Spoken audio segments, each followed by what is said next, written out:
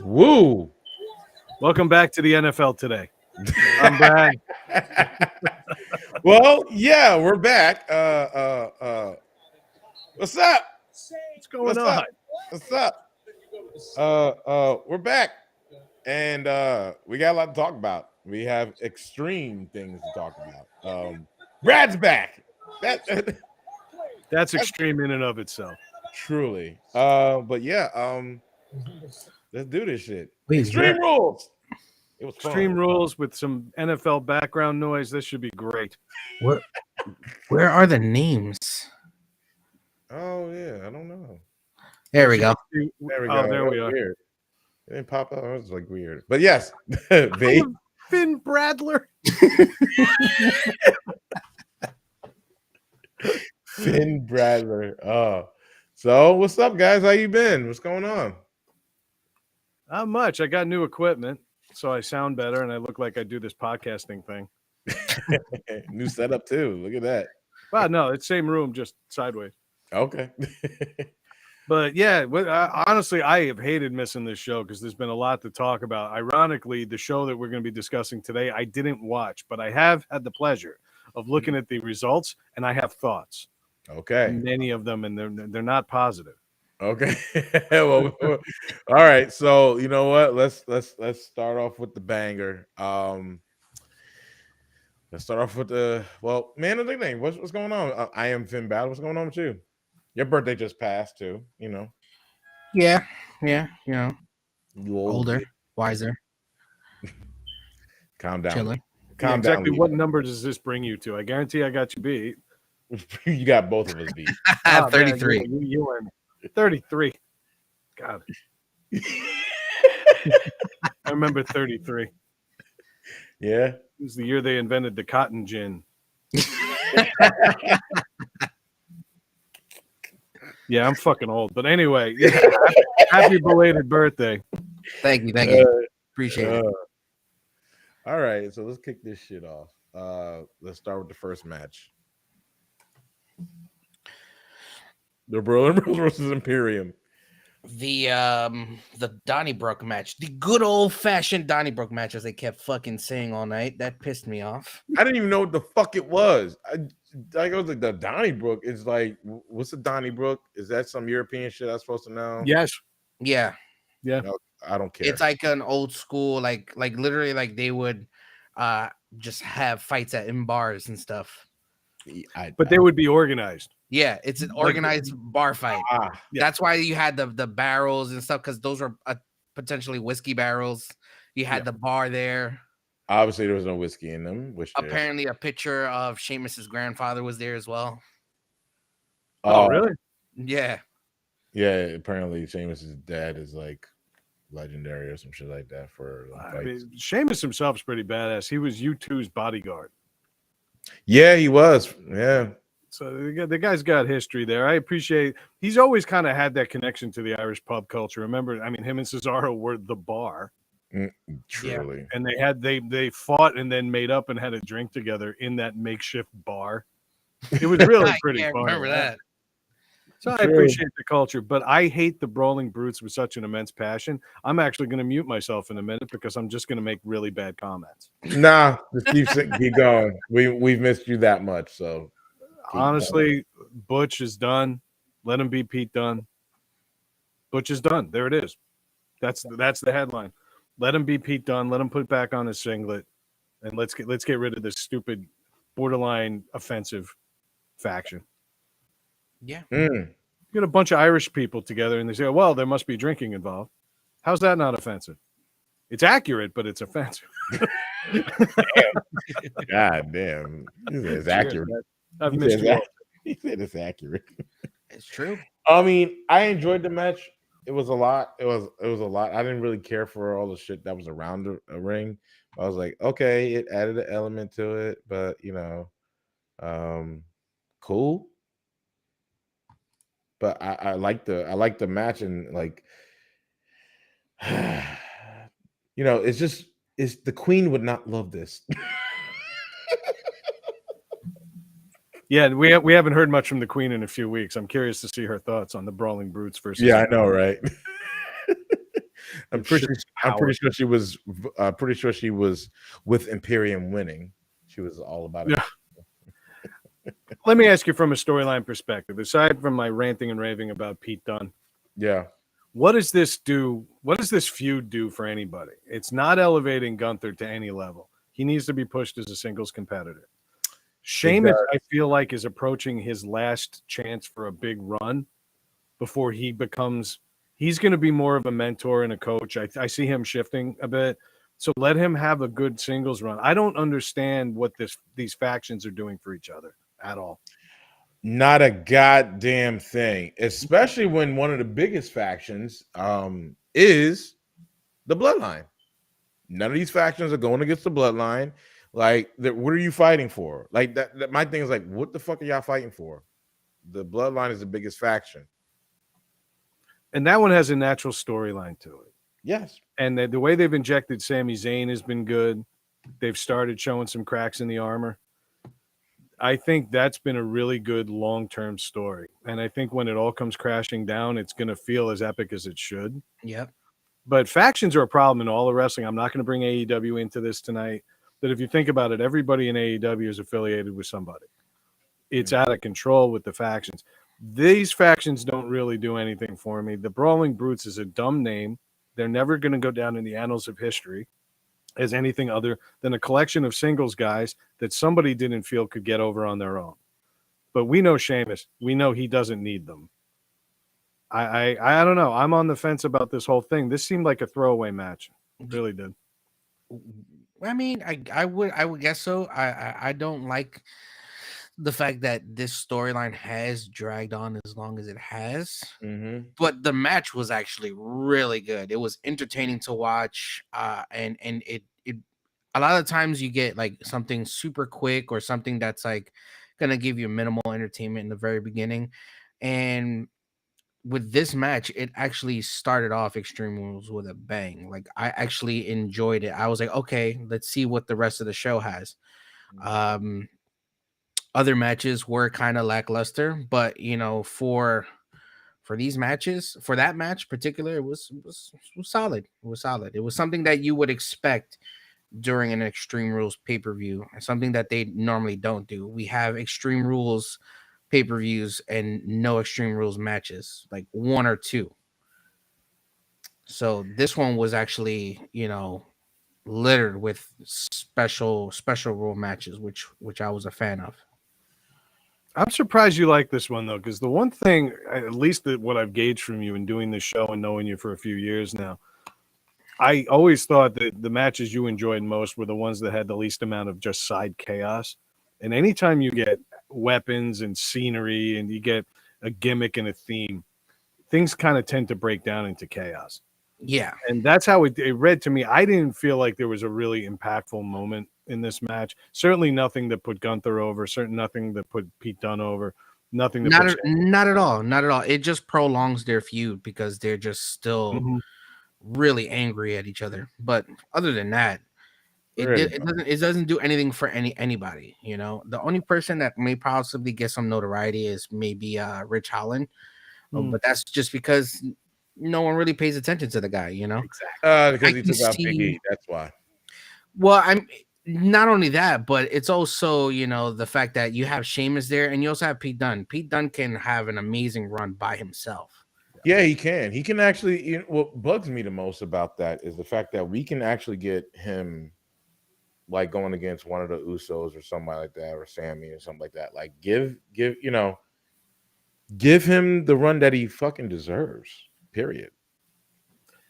But not everybody's going to deserve a run. You know, I one of the things I've loved about wrestling fans is the instant somebody isn't on TV 2 weeks in a row, they're quote unquote underused. Mm-hmm. Right. Okay, the instant then they get that push that everybody begs for on the internet, then all of a sudden they're overexposed and then people hate them. The internet wrestling community, as we know, is horrendous. They hate everything. They're toxic as fuck. Like, I think not everybody deserves a major push. The show needs somebody to tug the curtain and start. Some people look at Ziggler. He's made a career out of being a mid-carder at best, and he's done wonders with it. But not everybody needs a huge push. And I don't know if Rich Holland deserves that push. He doesn't. He doesn't. He's definitely someone that can continue to stay in the background, and I'd be okay with that. Um, Best case scenario for that would be to just have Butch completely snap, and he ends up wanting to go against Gunther for their Intercontinental Championship, and he actually wins, and then breaks himself apart from the Brutes, and we get Pete Dunne back. That's the best way you can end that situation. Except that it buries Gunther, which I'm fine with because I think he's so overrated.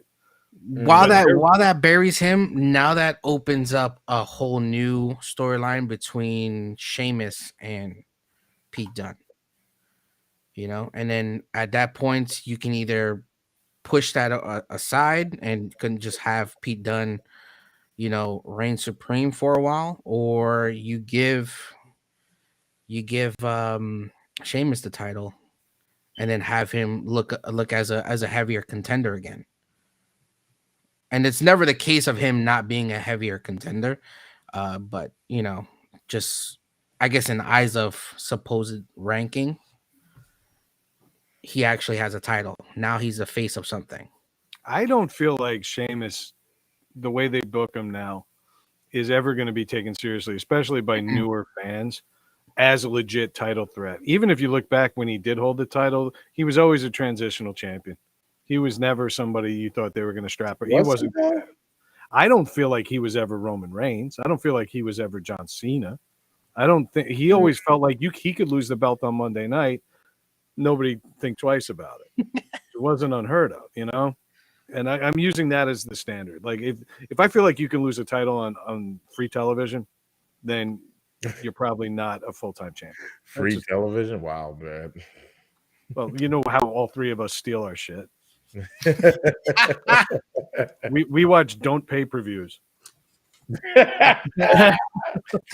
Don't pay-per-views. Jesus Christ, bro. By the way, if you are with the FBI, this show belongs solely to Roundhouse, and we're just guests. Completely cut me out of that. It's because you're not wearing a Giants jersey, bro. That's because I'm wearing Cody Rhodes' shirt. Oh, even worse. I didn't even see it. You traitorous bastard. I did it just for you. You son of a bitch.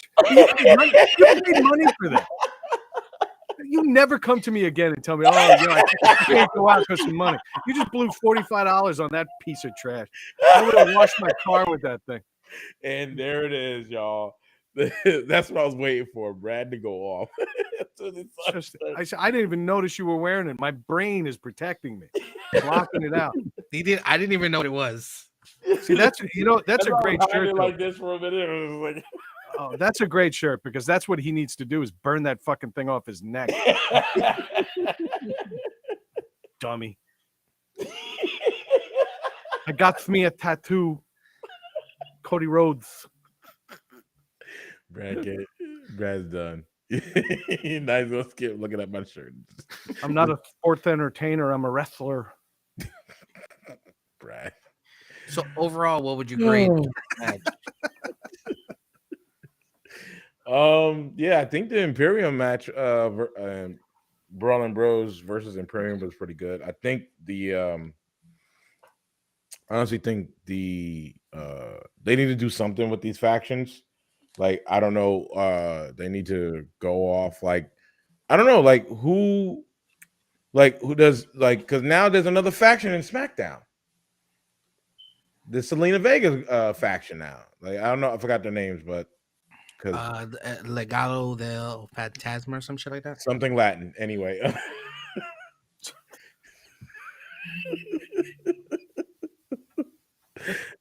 I'm changing my name. Rabbit. That was my inner Brad right there. Sorry. No, I get it. Factions are definitely something that they need to work on. Something Latin. Yes, they need to fix these factions. I mean, they're not really doing much. They're just really treating them as like tag team for the most mind part. you, there's only one faction on Raw. All the factions are on SmackDown. All of them. All of them are on Right. SmackDown. You are right. There's no faction on Raw whatsoever. And what makes it even worse is the fact that you have Hit Row, Bloodline, which is the biggest faction, Imperium, Brawling Bros, the something Latin group with Selena Vega. It was just like, okay, That's another thing. They weren't doing anything with Selena Vega, and now they got Selena Vega with them managing, which she is a very good mouthpiece. So I would, definitely put her in that position. I was like, oh shit, is that Rush's little brother? But anyway, I was like, come on, like it was like Rush Light that was in the ring. I thought that was Rush for a second. I was like, wait a minute. It was like, that's Rush Light. What are you talking about? But I know he's from NXT, but I was like, he looks like Rush. But yeah, there's a lot of factions on there. I think they need to do something with it. And now Bray Wyatt's back. And just like there's a whole lot of that's gonna be another faction apparently too. Right, exactly. But what show? You can't be on most likely Raw. Oh, okay. Most likely Raw. All right. Well, you put Bray on Raw. You don't put Bray on SmackDown. Unless you're going for the title. But anyway, it depends what they do with him. Like his Twitter handle right now is Wyatt6, which leads me to believe he's rebuilding a new Wyatt family. Mm-hmm. Alexa's directionless, so she's in. She said hello, my old friend. Yeah. Do you want to do this later? Let's you want to do the show in order? Yeah, let's get to it later. All right, let's do it later. Something Latin. No, I changed my name. Go through. That one's sticking for a while. Okay. Okay. I'm gonna make you strip that thing off, man. Son of a. Well, if you do it, Brad. Easy now. All right. So the next match was. So wait, let's get what rating are we giving the Brawling Bros and Imperium? What rating are we giving it? I didn't see it, so I'm out. I saw the result. I'm gonna give it an NA because, frankly, do you feel like this show would have been better or worse for not having it? It was better for it happening. It was better for having it because it opener because it was really good. It would have been. I'm gonna have to watch it. I might have to get my words on this. I'd probably give it a B. Clinton gave it an A. Yeah, Clinton gave it an A. We can go up. You know what? We can go off what Clinton said, honestly, because Clinton is he's not here, but he did give us like his ratings on a lot of it. So I usually agree with Clinton anyway.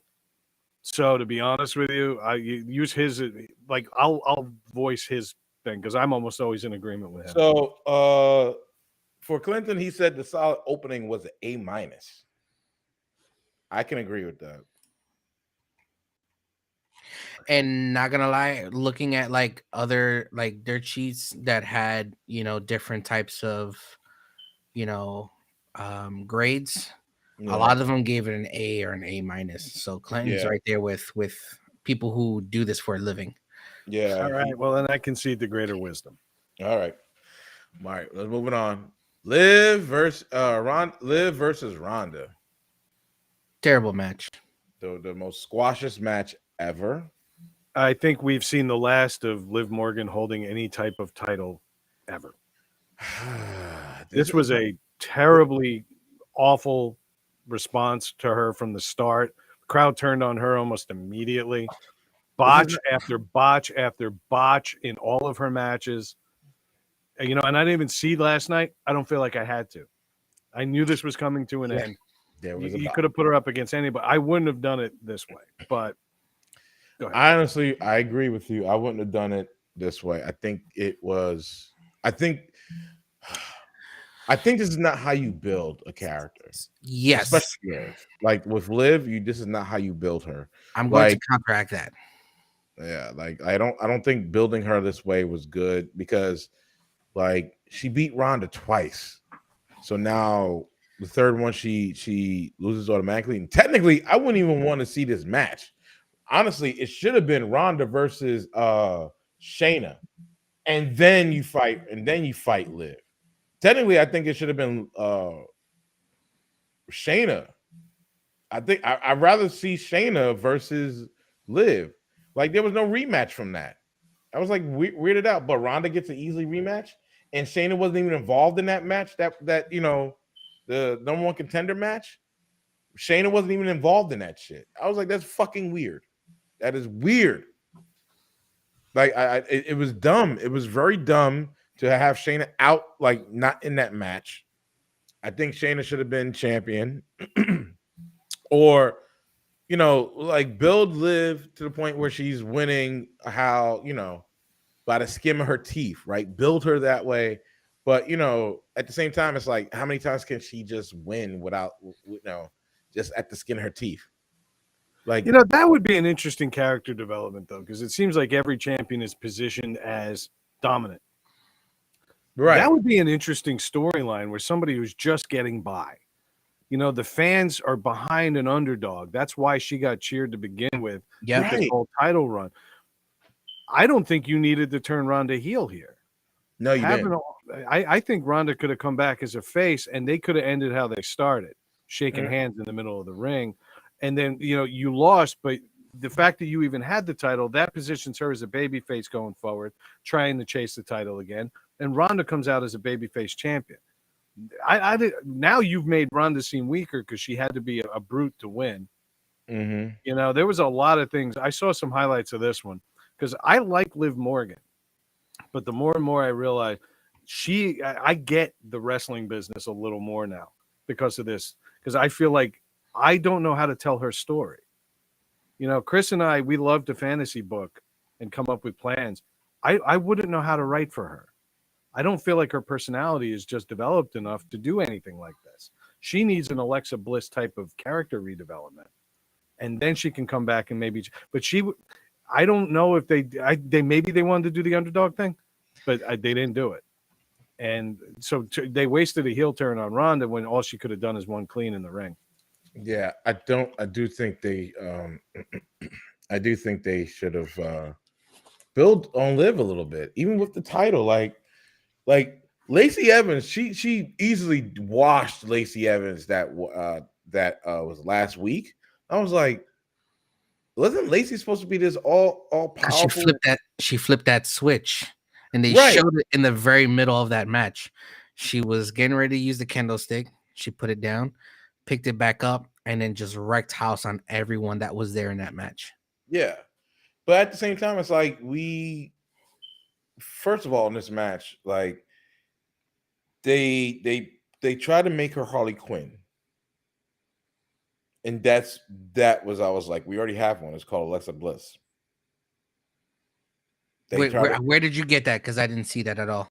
The bat, the whole Harley Quinn thing with the bat, and I mean that it was there, and I saw, and I was like, yeah, Alexa Bliss is that character. We don't need another one. And it's like Liv could have been, and the fact that the bat was used against her more times than it was she used it.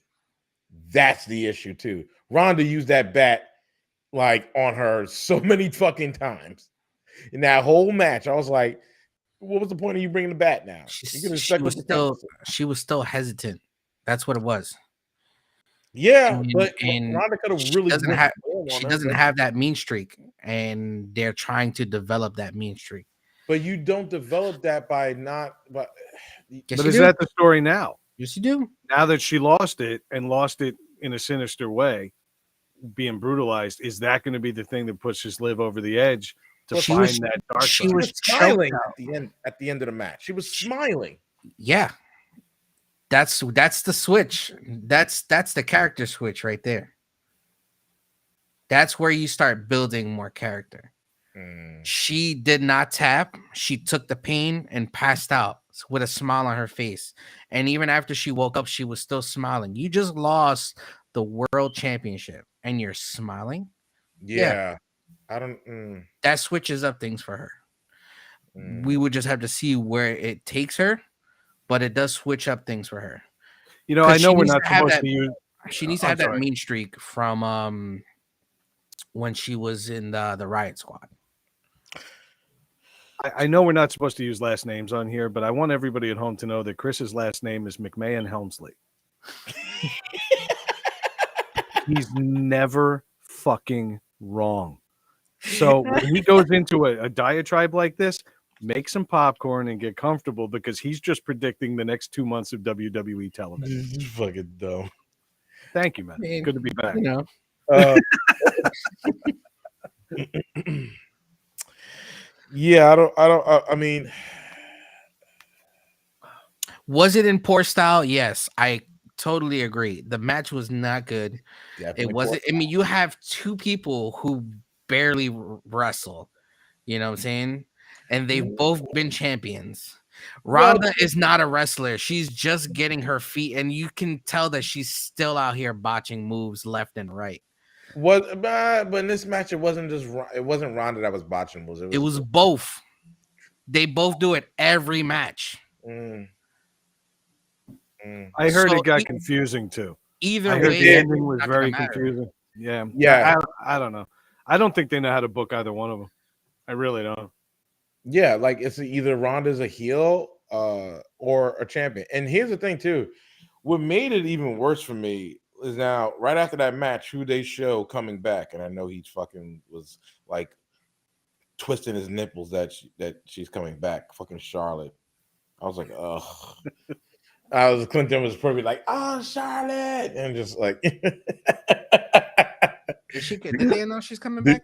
Yes, they did it last night. Right after the match with Liv, they were right after that.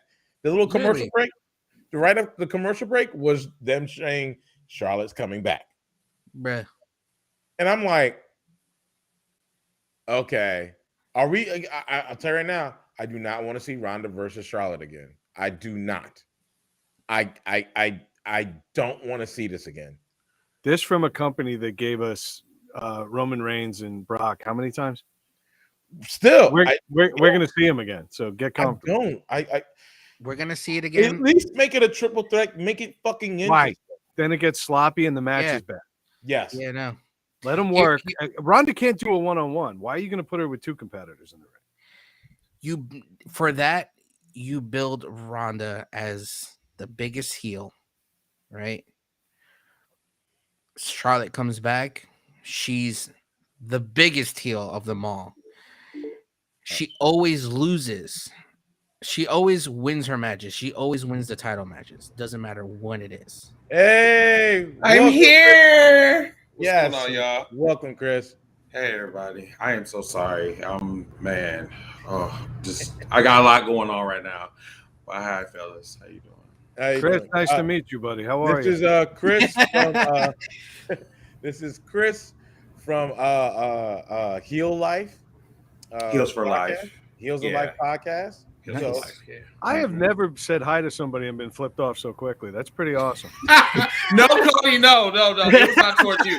It's toward Mr. Finn Brawler up there. Yeah. Oh, for that guy. All right. I love Totally you, though. That's fine. That's cool. I'm really sorry. I'm really sorry about Aaron Rodgers today. I know, man. It was he should have ran. That's okay. The GOAT is always right here with all the belts and shit. You know what I'm saying? But no, congratulations to the Giants though. Like the defense was awesome or whatever. I mean, he threw it to the left, blocked, threw it to the right, blocked, and I think they was reading the signs. I'm like, dude was doing like this. I'm like, bro, don't do that. Don't do that. And motherfucker just you know, and I'm just I want the like, Giants wow. to play in London every week. Yeah, like dude, like they had like some type of like adrenaline, like in the second half with it. Because when I was looking at the scores, I'm like, okay, so they've been shut out the first half, and then the second half is like, what the fuck happened? But I mean, that happens in football sometimes. Like, it is what it is. You know, you can't book that, man. From what we're discussing, you came at a good time because we're talking how you can't book Ronda Rousey versus Liv Morgan either. That's funny because we talked about that last night on the Cookout. Oh, go do it. Chime in because I actually still haven't seen the show. I'm kind of just shooting from the hip here. So it was really nothing like to write home about. Like it wasn't a really great match. One of my guys that he's from New York or whatever, he clowned me this morning. We were talking about Extreme Rules, and he noticed that when they were hitting each other with the bats, with the chairs, it was Yep. like little taps or whatever. I'm like, okay, are you trying to tell me something? I'm like, bitch, hit me harder. I mean, hit me harder. I mean, come on now. Like, we're in Philly. We're not in fucking Disneyland. Oh, excuse me. Is this a Yeah, you could. Yeah. Okay, good. So, like, my whole thing was I was irritated throughout the whole entire match. Both of them were sloppy. This was a sloppy, like, match. It wasn't like a match where, like, oh my God, like some of the spots were great or whatever. It's like almost watching two green wrestlers and one of them is trying to lead or one of them is trying to like say, okay, I'm gonna carry you. They couldn't carry each other. They couldn't even fucking carry the match. That was the fucked up part about. Well, we were just talking about this. We were talking about how Liv Morgan's whole thing through her entire tenure and Roundhouse. I'm sorry for hijacking the show. But he's got a wrestling podcast. We kind of have to tap into this. But we were talking about how Liv Morgan's whole championship reign was kind of her just getting by. Every victory was just by the skin of her teeth, as Roundhouse said. Do you think there was a story there that they didn't develop and they just gave up on her? Or are they using this loss to kind of have her snap the finger and maybe flip a switch, like Chris said, and turn into something else? With Bray Wyatt coming back, she might be going into another storyline, but I don't know. I don't want to jump ahead or whatever, but I don't know. I think they probably have something better for Liv. I mean, people went so far of calling her the Harvey Quinn, which we already had a Harvey Quinn to begin with. But I think the problem is that wrestling fans were coming up with excuses because they knew that Liv Morgan was a trash ass wrestler that was basically getting by because of charity points. I think that's what that was. I just want to say right now, you're Brad's best friend right now. No, because like I was thinking the same thing too. Like I'm like, listen, I'm all about the good feel moments. I'm all about building wrestlers, but at the same time, let's really be real about this situation. Is Liv a believable champion at the end of the day against Ronda Rousey, against Shayna Baszler? I mean, these two females are former MMA fighters against the one that looks like she just came from Connecticut. No offense to people in Connecticut, but at the end of the day, I'm just saying, keeping the shit real. She was not a believable champion, and all the ones that were on Twitter bitching to me, talking about, oh, Chris, you should give them a chance. No, I'm not going to give you a chance. If you're not believable, I'm just going to call it the way I see it.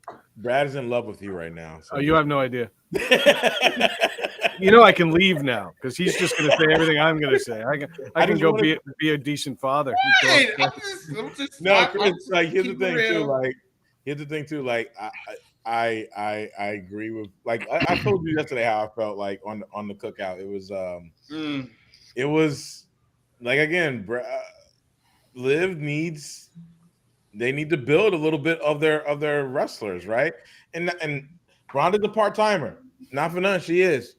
She really is. She is. Build Shayna. Build fucking Shayna. What's the problem? She was one of the longest running NXT champions too. Well, not longer than Asuka, but Shayna, I do not know where to put her on the card because like she's like one of the ones where if they don't have anything for you, or especially if you're looking like a man, I don't think that WWE is really going to use her in that capacity. I mean, because like she's too manly looking or whatever, so that's another minus against her. The only thing that I would say, like if they put her on that in that position, which means like if they got a good rivalry going for her, Ronda versus Shayna, they already have a story right there. Boom, there you go. So I think the next feud that we're getting ready to see is best friend versus best friend. With Charlotte. Charlotte, I think is going to deal with one. I think that's going to be like a triple threat or whatever because I think she's still on SmackDown. Yes, so she with her is. being on SmackDown, She's I the see queen of that's the next, SmackDown. She's that's not the gonna. next She's feud. not gonna come to Raw. She's not gonna go to Raw, and That's going to be for WrestleMania. Hmm. Yeah, that's going to be for WrestleMania. Charlotte Somehow versus Charlotte Bayley is going to make or her way Charlotte to versus- Bianca, but Mm. that's going to wait until WrestleMania. Yeah. Okay. Because if you look at like I know it's a lot of shit. If you notice on her promos or whatever, like her coming back, did you see like the Hollywood like promo in the back, whatever? It's like they're getting ready to for the WrestleMania. You know, Charlotte, like it had the glamour and the glitz or whatever, almost similar to WrestleMania 21. Like I'm telling you, some of this shit, the production in the WWE is off the fucking chain. And All thanks to Triple H. All thanks to Triple H and Stephanie. Yes. And firing who they needed to fire. Indeed. So, Brad, how you feel? The Connecticut champion. I'm feeling redundant now. Chris has said everything so much better than I ever could. I'm here for stupid jokes at this point. I'm going to drink beer, vape, and say stupid things from time to time. But Chris, the floor is yours. Have at it, man. No, I'm good. I'm good, bro. Like, listen, we were on the cookout for 4 fucking hours, dude. I have not ate. I just woke up, seen the football game, had my heart broken, and doing graphics for my podcast this evening.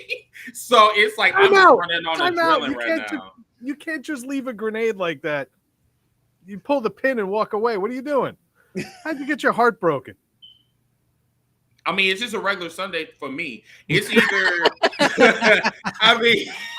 it's either I'm praising Jesus or I'm eating some pizza, some soul how you food, praising or I'm Jesus, getting my though? heart broken. How you praising Jesus? How I'm praising Jesus? We're not going to get into that right now. All I'm going to tell you is it's either I'm praising Jesus, okay, or I'm eating a great meal, or I'm getting my heart broken. So today I got my heart broken, so I just went into my graphics and just said, okay, well, I'm just going to wait until the podcast come on, but I'm not going to the cookout because there's 50 niggas that's in that damn chat room that's going to come at me and say, Chris, your Packers lost. I got them right here. You know, it's not good. Heartbreak cookout. Heartbreak Hotel. That's basically what it is. We might to go back to the Shawn Michaels fucking sandwich. Heartbreak cookout, Jesus. Heartbreak Hotel. Shit. Heartbreak / SmackDown Hotel. Yeah. Shit. Oh my god. And this is why this was the surprise. Chris feel like I just went through a fucking the worst sex in my life. Like I'm serious. That's how I really feel right now. Really do. So but I got my belt rules. I mean, that's the only thing that I can say. Hey, I got my belt collection, but you know this motherfucker over here, you know, he's trash right now. So if I could, I am so happy that this is the Extreme Rules episode. We've discussed church, heartbreak, cookouts. I'm so happy. I'm the wild card for a reason. I'm digging it, man. I'm all for this. That is great. All right, so Brad, anything to say about living Rhonda? Nah, Chris covered it. We're good. Wait, did you just change your name to the Heartbreak Cookout? What about you, Big Chris? I don't know. I mean, I'm good. I'm good on that match. That match was just, it was not it. Well, all right. So what are we giving a rating? I mean, what did Clinton say? Clinton gave it what? He gave it a D. Yes, he did. He gave it a D. I will give it a D for don't watch. Yeah, I'll take a D. Yeah. Not like that. Jesus. Yeah. Anyway. Besides the possible Shut up, character, Brad. Shut up, Brad. besides the possible character flip at the end of the match, there's nothing that like it was nothing for me. No. I'm okay. If Liv doesn't come out tomorrow and do something, then or on Friday, whenever it is, it's going to be a problem. It's going to be a problem. She'll be out tomorrow. She's aligned with Bray, but that would be too quick. Like we need to miss her a little bit and then come back with something new.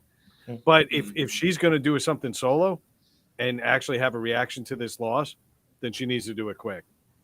And it needs to be impactful. It can't just be another underdog story now. Now it's got to be something else. And they can't turn her into another Alexa Bliss.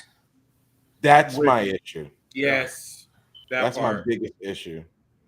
We don't need another Alexa Bliss. Like we don't. Like, if they go solo, it's gonna be an Alexa Bliss flip. And if not, then she possibly ends up with Wyatt. Who knows?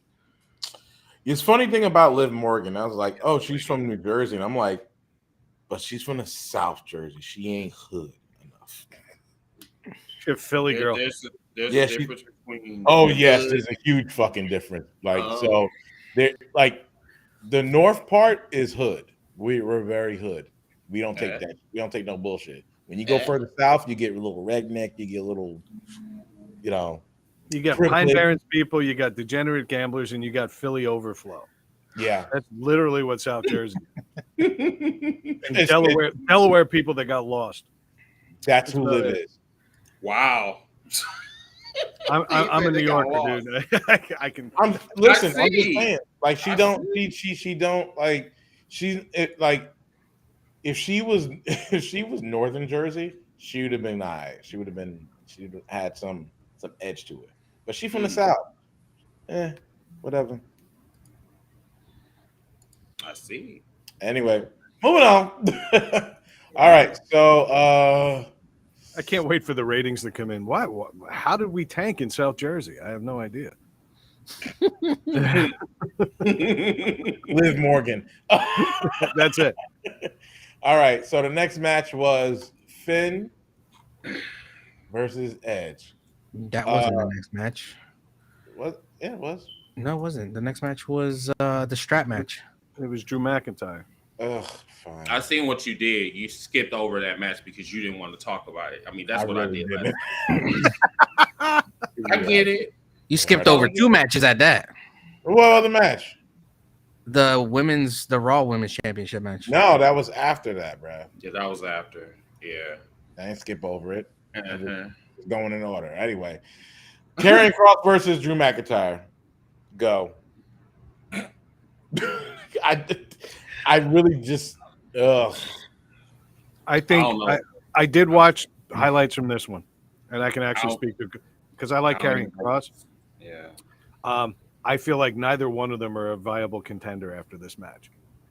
I don't feel like any one of them was elevated in any way. It made Drew look weaker than he was, and Karrion Kross to me has never been a top-level champion despite how they positioned him.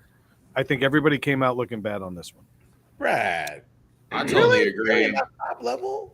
I agree. Even though that they was getting whipped like Hebrew slaves, I mean, it was cute. I mean, that's the only thing I could like really say. It was cute, hot men, and sweating and shit and moving bricks and shit. I mean, that's basically. It was like watching the 10 Commandments, basically. That's how it was, but just wasn't.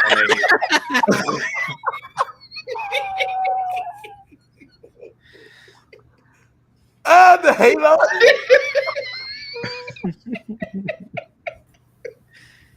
Yeah, I didn't care for this match one bit. I can't. This is the best time I've ever had on this show. I'm sorry. I couldn't say roots. I didn't say No, dude, we're not doing no, Ain't nobody leg get chopped off. No, I'm not trying to get y'all canceled, but 10 Commandments was, parallels to what we seen last night. But Scarlett basically was the key player in all of this or whatever. I mean, when a white woman is in distress, you bring out the fucking you bring out the pepper, the pepper spray. I mean, you can't stop, drop, and roll, whatever. So, like, if somebody is trying to take your purse, what you do is, and she would say, this is for all the Karens that's out there. If when you're trying to get mud, you get the pepper spray, and,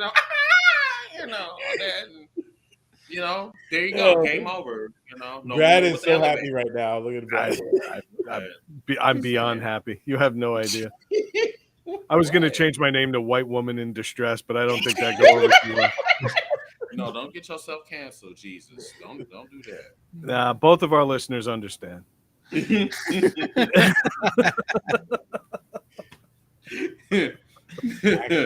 Oh, oh, Jesus. All right. You want to just skip this match? Nobody's got anything good to say unless, Roundhouse, what do you got? Do you think anybody came out of this better as a result of having this match? I think Scarlett being involved in way too many, because she wasn't involved that much in NXT. Yes, she was. What? No, she wasn't. No, she wasn't.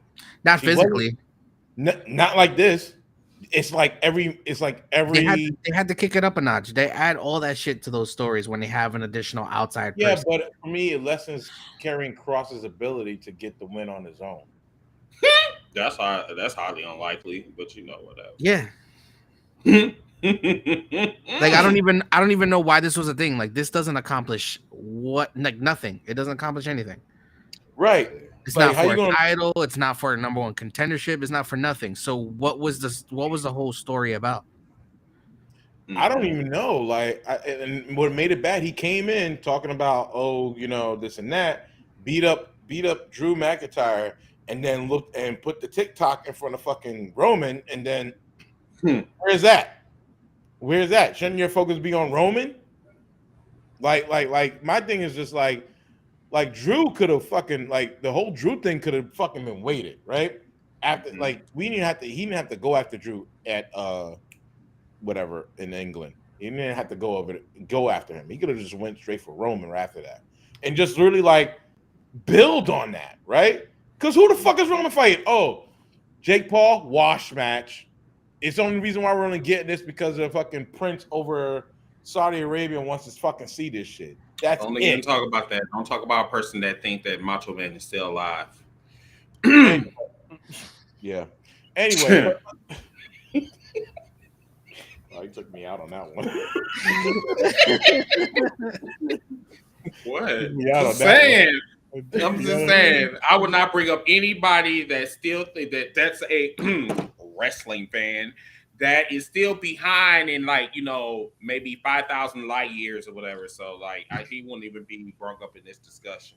It just makes no sense why Karrion Kross would even not even go after Roman. And then Scarlett put the whole hourglass thing in front of him, and there's no build off of that.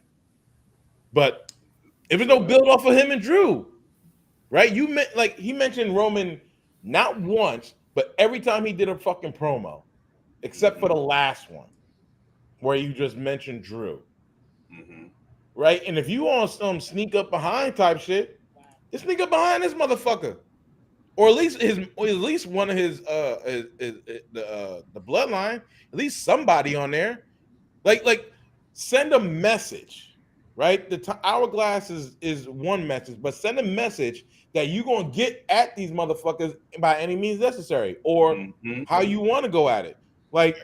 Jay's by himself, Jason Jay, if they're by themselves, get at them, get Sammy, do something to the bloodline, do something, but send a fucking message, Karrion Kross. I think whoever's writing for him, they're not doing it right, because I don't think they're showing a progression for him to actually go for a title. This wasn't about Karrion Kross. This was about somebody coming back and targeting Drew McIntyre, making him seem like a bigger deal than he is. But it failed. I couldn't care less about this match. This was the bathroom and refill the beer match. Well, it was. I agree. I mean, Personally, to be honest with you, like on some real shit, he could have dressed up in his old fucking gear and then had that shit. And I'm like, okay, well, this is sex now. I mean, but you know, hey, Yeah, listen, I was trying to figure out who was the bottom, who was the top, but you know, that's what I was trying. Well, Carrion got that. Carrion, you know, when his hair was all messy, I was like, oh, you look like. I think he will take a pounding, but Yeah. But at the end of the day, Brad. at the end of the day, though, it was basically who did I say who did I say it was? It was Braveheart versus Shredder. At the end of the day, that's what it was. Mm-hmm. Yeah. Brad, what you got to say about it? A moment. No. Mayor. You don't want that name. Oh shit. Well, maybe you are. Shit. How many kids you got? Mayor of Pound Town. No, you don't want. You definitely do not want to be a power bottom. Well, not in this No, situation. my two kids pretty much assured that. Yeah. No, I honestly, I couldn't care less about the match. I liked Karrion Kross. I like Killer Kross back when he went by that name. Yeah. I actually don't mind Drew McIntyre, but Drew McIntyre is very one note to me. I appreciated that he had the build up. He had his match over in the UK, but he lost. Mm-hmm. They clearly don't want him to be anything more than what he is. What was Karrion his name? Kross coming. Psychopath? Oh, I don't care what his nickname is. I think the storyline isn't anything but you're second tier. So Karrion Kross coming back to the company to target a second tier wrestler bores the shit out of me. And nothing against their ability. I mean, considering Drew McIntyre was in a boy band not that long ago, I'm feeling pretty good about the fact that he came back as something threatening. But this is it. Everybody's got a ceiling, and both of these guys just hit theirs. I mean, he was a champion for what, a year? He ain't lying. Yeah. And name one match from that championship reign that mattered. Name one that's going to go down in the annals of history as one of the greatest championship matches you ever seen. Drew McIntyre's name is not on it. I'm sorry, it's just the truth. I'm just not. Sheamus was good. I see a lot of good things over the course of a week, but at this point, you've got to stand out, and they didn't. And you know, this was a waste to me. It's a shame because I like them both, but it's just not happening. I agree. Finn Bradler. What do you got to say? I don't know. This match was just super boring to me. I found myself not paying attention to it at times. The ending was just that was a bullshit finish. Like we seen it on the main. We seen it live. We seen it live on a regular show. Like we seen it already. Yeah. So that's what I'm saying. Like I don't need to see that. It made no sense for this match to even happen. Yeah, it just I guess at this point it's just to see where things go. I agree with Brad where, you know, I really don't see McIntyre doing anything going forward, anything big really. He's just the guy that looks like he's supposedly be getting a push and then everything just fails on him. And I'm okay with that. Back in the day. Oh, wait, Brad. Yes. His fight with Bobby Lashley was good and memorable. Fuck you. You know, but you can give me Bobby Lashley too. I like Bobby Lashley a lot. But I like Bobby Lashley the person, not the character. I don't feel like that match is resonating. I know which one you're talking about. It's good. I'll give you that. And there was a decent build for that feud. Yes, it was. Okay, but that was the exception, not the rule. Yeah, but look who he's working with. You get what I'm saying? So is it a good McIntyre match or is it a good Bobby match? It's a good both match. Whenever you put someone who's gonna have a solid match or someone who's gonna have a great match, it's the person that has great matches that's making that match. So I can't sit there and be like, oh well, you know, Drew McIntyre, you know, he got some good matches. Who is it with? Mm-hmm.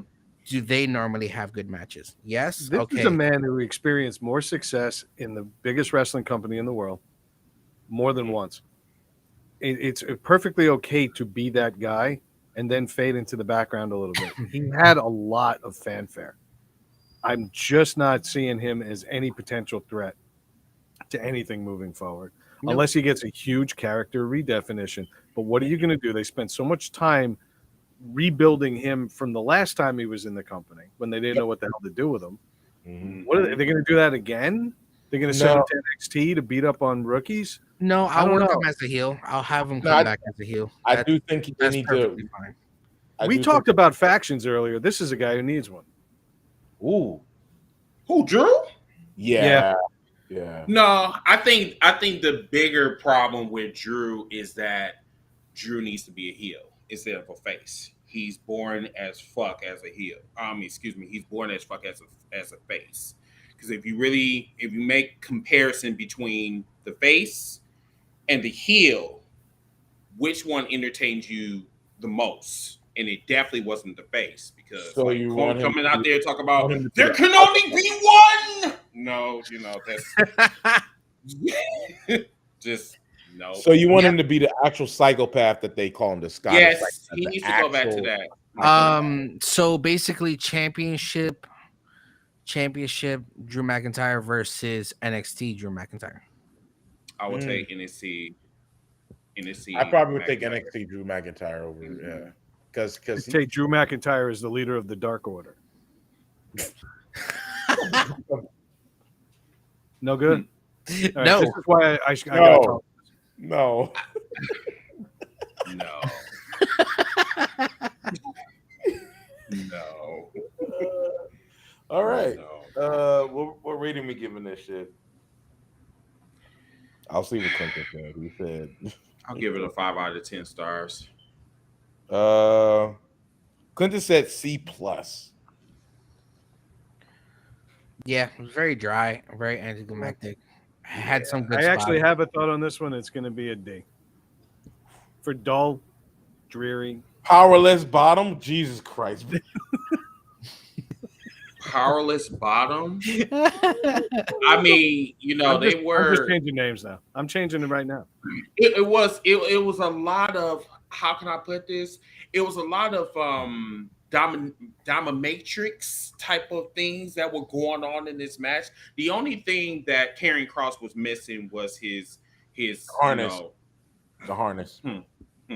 The harness. He could have wore the harness, and I'd have been like, all right, cool. He really could have, and some leather jeans, And put it on OnlyFans. I'd have been all right. Very much so. I would. Yeah. Let's move on. Mhm.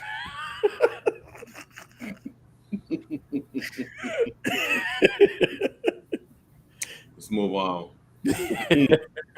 All right, the next match was it was Bianca, right? It was Bianca versus Bayley. No, it wasn't. Was it Finn? Either one. Let's get this fucking shit over with. Anyway, Finn versus Edge. What's that next? I don't care. We're talking about it. Okay, all right. Fuck. This is another match where it was constipated. Even Pepto Bismol wouldn't even help this match, honestly. Once again, there are things from the Attitude Era that should not be in the PG era, or the pandemic era, or whatever the fuck you want to call it. Like, how Finn, a badass, talking about the referee is coming up to him. He said, "What do you say? What do you say?" No. This is kind of What did you say? Kind of dominatrix too. No. There was some soft ass bottoms in there. I'm like, for real.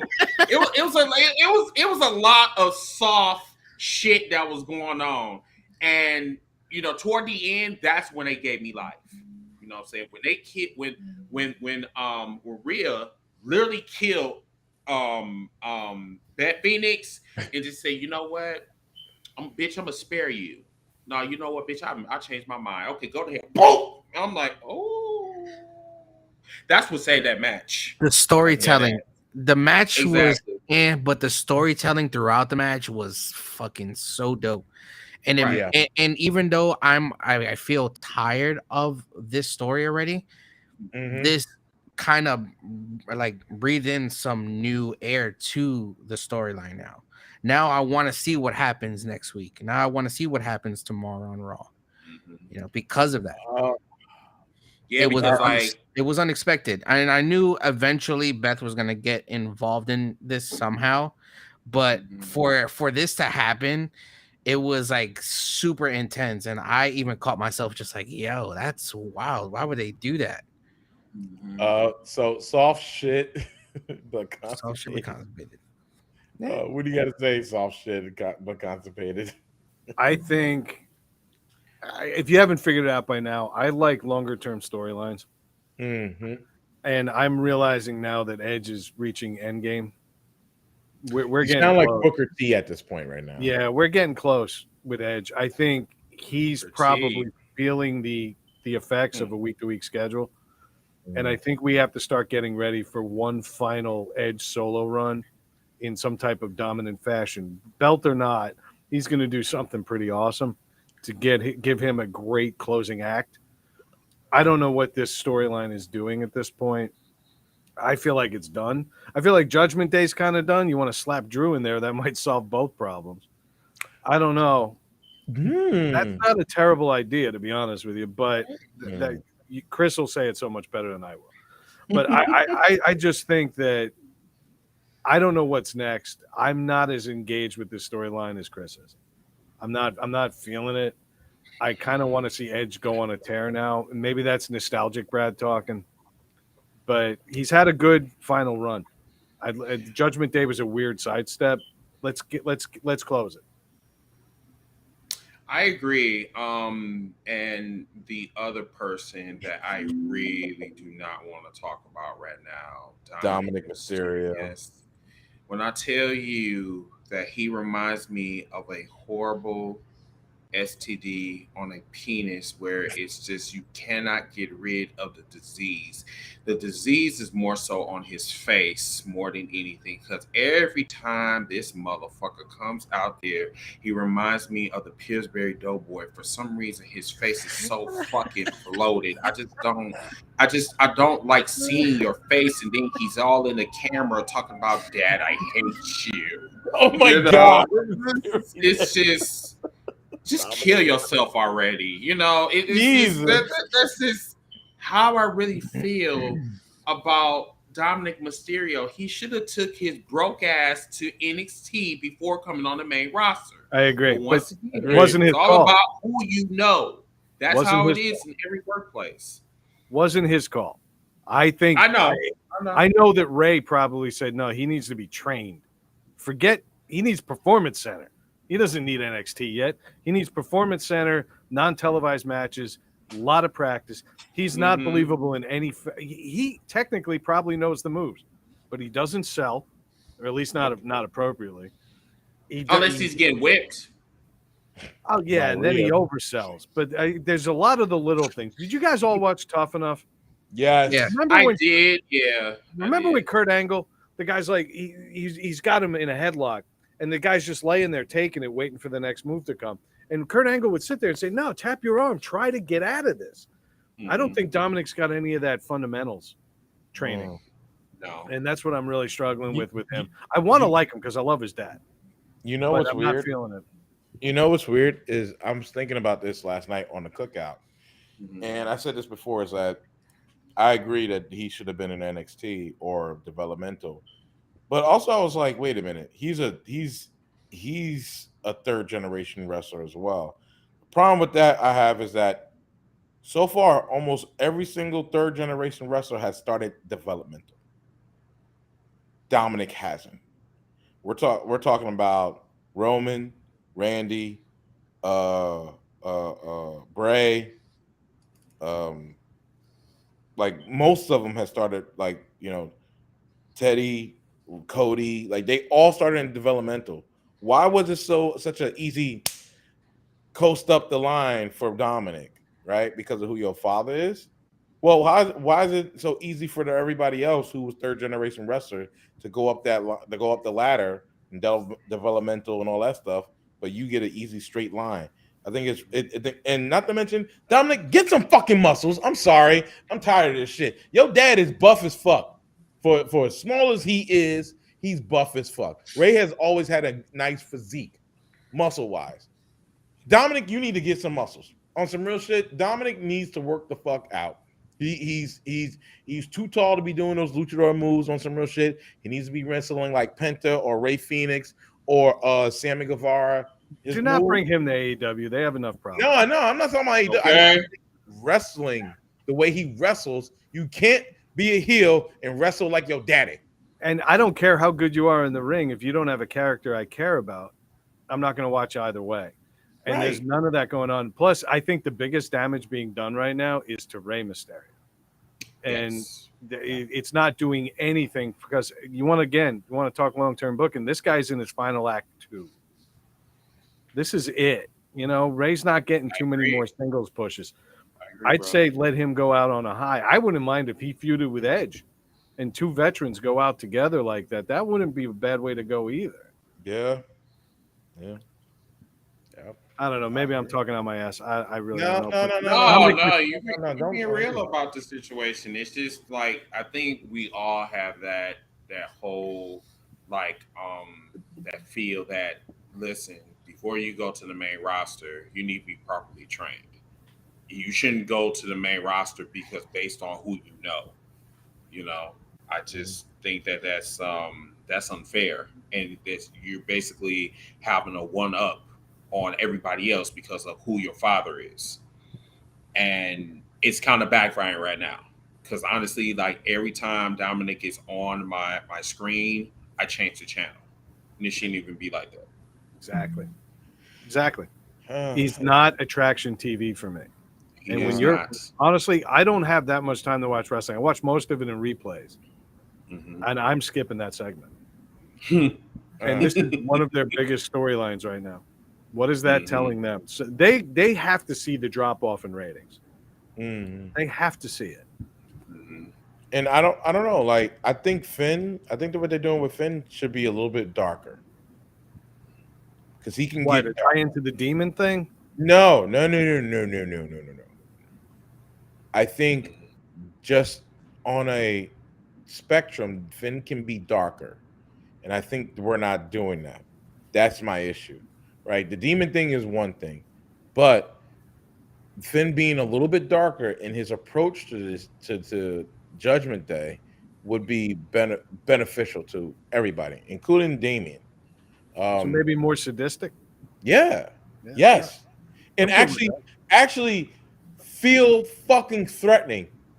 And I hate to say it, I'll say it again. When we talk about factions, at the top of the fucking podium is the Bloodline. Give the Bloodline somebody to look at and be like, oh shit, we got to watch out for them. Oh shit, we need to stomp them out. The Bloodline cannot sit. I'm gonna say, so frustrated. The Bloodline sits too fucking comfortably at the top. You have so many fucking factions with nobody looking at them saying, oh, we need to look at them motherfuckers and get at them. There's too many factions. Imperium doesn't do it. The Brother and Bros do it. Even Selena Vega group just came in and said, we running SmackDown. How the fuck you running SmackDown? You ain't got no champions. No, you're not. You ain't got no fucking champions. You should be like, oh, we're, this and that. Why are you saying you run the SmackDown? You ain't got no fucking champions. The main people who run the SmackDown is the Bloodline. And even if that, you beat up Hit Row, who was just building at this point, but I don't know what they're doing with Hit Row. Hit Row, like they just washed them on. They're nothing without Swerve, and that sounds terrible to say, but they're really nothing without. That's funny. I said that last. You did say that last night. It's the goddamn truth. But it's the thing though. It's like I don't mind them. I don't mind Hit Row, but at the same time, it's like they have to be different. They just have to I don't know. I'm gonna put them on fucking Raw. Honestly, just put them on Raw. I'm gonna throw an idea out, a storyline idea that goes back to the fucking wars, the whole wars. I think you get the rest of the company to get tired of the Bloodline. Everybody else on SmackDown is done with the Bloodline, and they all band together. and you start seeing everybody start chipping away and trying to break them up. Sami Zayn has already caused some rifts. I think that's cool storytelling. I think now you get the rest of the company to kind of take down, and everybody loses it once. And you see the Usos lose their belts, and you see Roman eventually, because he's going to need a break soon. I got a bad feeling Roman's sick again, and he's just not saying it, and I'm concerned about it. I'm a little worried about it because he's asked for more time off. He's working basically a pay-per-view schedule at this point. Yes, he is. I'd like to. My fingers are crossed. I want to be wrong here because I like Roman Reigns a lot, but I would like to actually see them chip away at the bloodline and get this back to being, this is our house, and getting everybody back. Yeah, I think there's potential there. I feel like audience hates me, but whatever. No, you're good, man.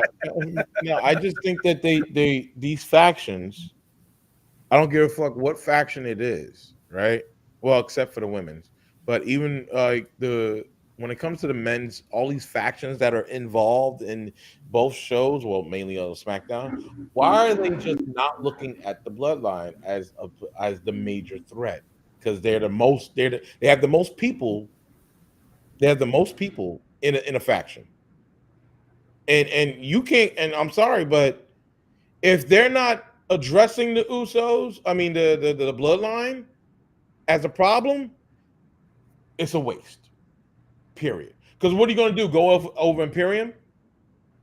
Go over the Bludgeon Bros? Hit Row? So like Selena Vega's new group, some Latins. like I'm just saying, like, it don't make sense. But like even when it comes to Judgment Day, who are y'all gonna go after? Which group? Give me a name. Because there's no reason for y'all to be like, oh, we run Raw. No, I'm pretty sure the person who still runs the Raw would be the Bloodline. Because Judgment Day had the ability to transcend the storyline a bit. And, it's not just about being the best wrestlers here. They had to have a bigger purpose, and they never gave them one. Yeah. There was no, they wanted to dominate. They wanted, if they came in and said, we want to get rid of all the dead weight, and the Judgment Day is here for your career. And they got rid of dead weight, and they did that. And there was only elite level wrestlers going against them, and they created themselves as a dominant faction. That would have been an interesting storyline, because it was literally, we're judging your performance. You lose every other week. You're an iffy wrestler at best. You're out. That would have been more compelling to me than this weird, mysterious dominatrix thing that they've got going, where she's apparently like a pedophile on top of everything else. She's going after young people and people's kids. And I'm just trying to keep up a wild card here, man. He said it all earlier. Did you see the interview? Did you see the interview she did on the bump? She was just like, she calls him Dom now. Dom. She's like, it sounds too close to Dum Dum. No, she Dom. And she was like, Dum. Yeah. And she was like, she's like, I'm Poppy and I'm Mommy sometimes. I bet she's like, Dom gets both. I was like, okay, I see you, Ripley. I see you, Rhea. She's fine. Rhea's fine as hell, but I see her. Yep, I see her too. I see her. So he either taking it in the mouth and taking it in the ass, but he's eating everything. I really got to come on your show, dude. It's really good. It's really good.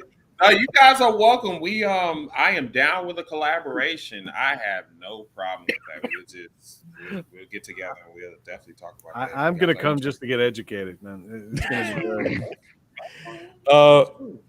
So what are we saying about Finn versus that shit? What's the rating? It's another D for me. Oh fuck. Yeah, I'll give it a 6 out of 10 stars. Yeah, I just wasn't. I made the comparison last night about. I've seen some I Quit matches. The one that stands out the most is the one from '99. That was one of the most horrific, brutal matches I've ever seen. That was Mankind versus The Rock. That set the tone.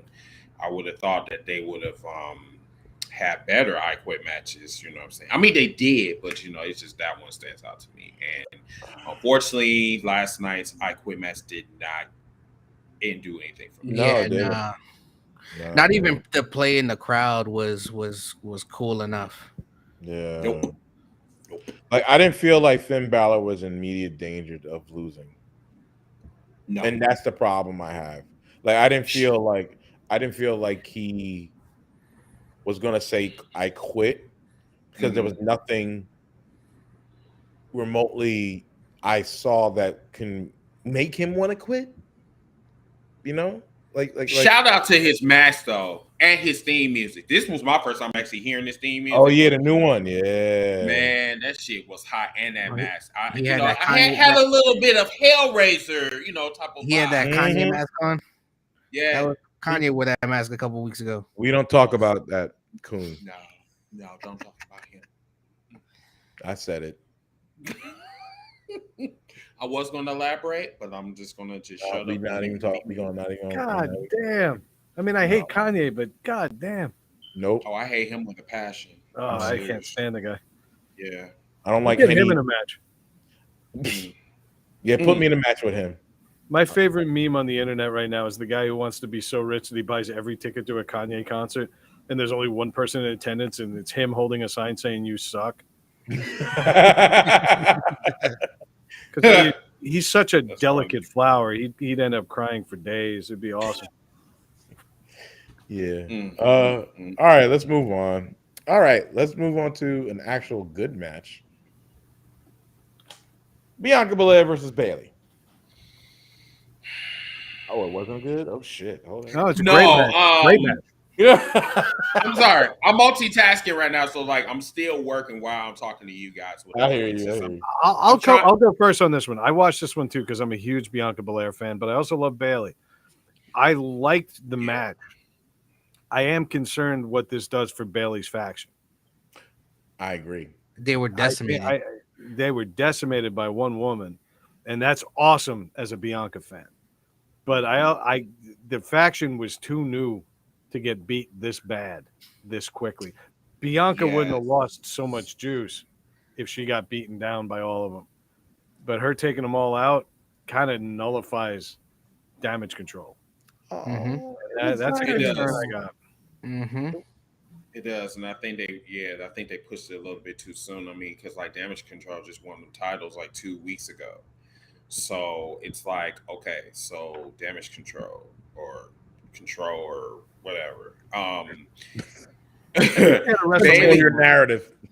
I think Bianca's WrestleMania moment was her taking everybody out, and that's what they're doing with her now. But it's too soon. Yeah, because right now, Bianca is on the fucking road. She's on a road. She only got one more person of the 4 horsewomen that she needs to beat, and that's Charlotte. And they got history. But as far as last night though, I have reservations about Bianca Belair, and it kind of goes all the way back to NXT. It has nothing to do with her and her athleticism or whatever. It has something to do with her promos. It's it's she's more so talking like a girl from Walmart, Donald Trump picked somebody up from Walmart or whatever and got the most ghettoish chick or whatever, Yo. And he just said, hey, I'm just gonna pick you out, girl. Yes, I 1,000% agree with that.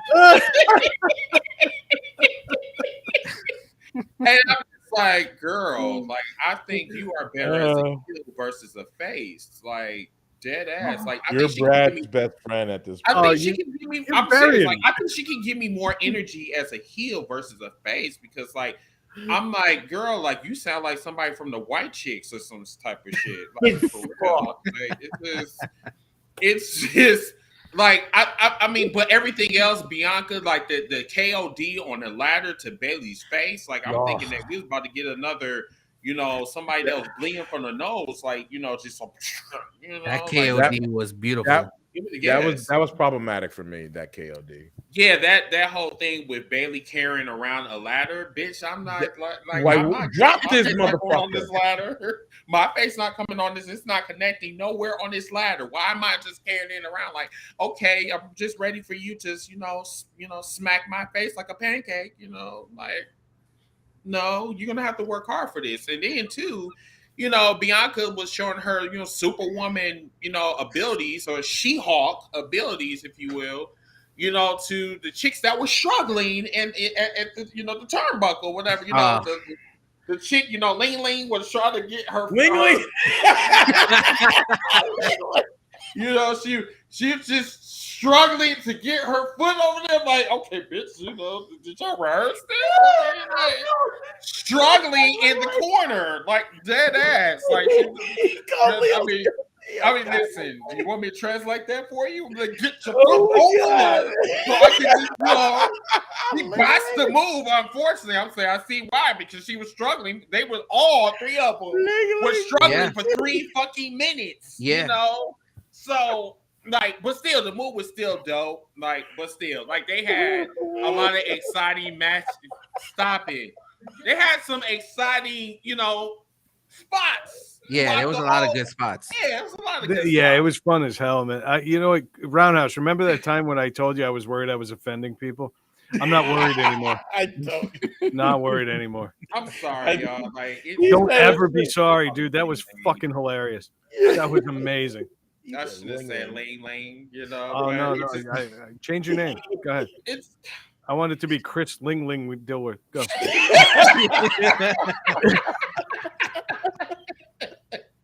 How do I do it? Because, like, I don't know about this technology right here. This actually is my first time that on fucking took me out.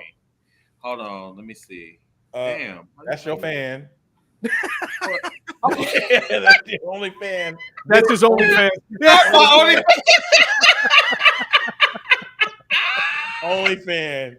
Oh, only fans. I didn't want to put my business out there like that. I'm sorry. Subscribe to his only fan. Bailey Sex Toy, what you got? That was funny. I kind of let off with it. I think you heard where I'm at. I thought the match was good. I watched Bianca wrestle a paperback. I think she's great. Bailey, it's good to see her. She seems to be getting back to full speed. Yeah, she hasn't been for a while. It looks good. She looks good. I mean, I that name I've got right now is not an accident. I find her immensely attractive and very desirable. And watching her wrestle is always on your face. I'm sorry? Would you want her to sit on your face and bust your nose again? I want her to. Are you kidding me? I'd schedule days around it. Wow. I absolutely. So that nose would be so far up Bailey's puss. You'd be okay. Like, I'm really digging this sexual energy. It's just like it makes anybody moist. I'm changing my name again. It's going to be Bailey's thighs in stereo. That's what I want. All right. I'm all for it. No, I find her. She's amazing. Both of them are actually, because Bianca's pretty fucking hot too. I would like to see them wrestle again, but I didn't love the ending because I think it buried Bailey's faction. I think they're going to have to then recover from this by either creating friction already, but to make a majestic comeback the way they did and an introduction the way they did as a group, to have them have trouble already is pretty weak. That's late 90s WCW storytelling, and I'm not feeling it. So great match, bad ending. Yeah, I want to know who produced this. I want to know who produced that match because I don't know what the fuck? This guy. I don't know who produced that match, honestly, because if it was Jamie Noble, I have a problem with it. If it was Jordan, it was what's that motherfucker name? Jordan. What's his name? Jason Jordan. If it was him, problematic already. Is he producing women's matches? I thought his name was Canadian. Jamie, is Jamie Noble and Jason Jordan? No, Jason? What about what's her name? Natty's boyfriend, husband, whatever. Oh, was it Tyson? No. Tyson Kidd. Tyson Kidd. Yeah. I think if it was him, I'd be disappointed because he's good. he does Bianca's, right? And he does. I don't think he does SmackDown. I think he does Raw. So he does. So I think he does Raw, right? SmackDown is somebody else. But I think Jason Jordan does want to produce with some of the matches as well, the women matches, which is weird too because I don't see any female producers back there. I think this would have been a killer WrestleMania moment. I think it would have ended a storyline very well, but this was a story that hasn't started yet. Just to segue off a little bit, I think this is the reason why AEW has so much problems in the women's division because they don't really have a good producer back there producing women wrestling. But enough about AEW. But yeah, I think WWE needs a woman producer. Honestly, do you know who should do it? Her husband. Natalia would be an amazing producer. Right, but she's too busy all about being a wrestler, and all that stuff. And now on OnlyFans. She's all Is over. she? Oh God, yeah. She's putting out thong photos weekly, and Wait, she's wait, hot. wait. She's fucking. Wait. Her sister's hot because she had sex with Big E. She took that. I would love to be in that room. Me too. Me too. Just sitting in the chair, that one chair in the hotel nobody uses. Exactly. Sipping wine. I'm just here. No, I wouldn't even announce I was there. Just sitting there in the dark. Watch, like, damn. Natty sister, you taking that shit. Oh, Chris changed his name. Awesome. No, you can keep me to Lane Lane. You can keep me to Awesome. just keep me to Lane Lane.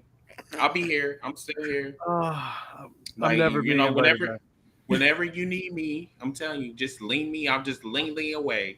Just this is awesome. This week's episode brought to you by the ACLU.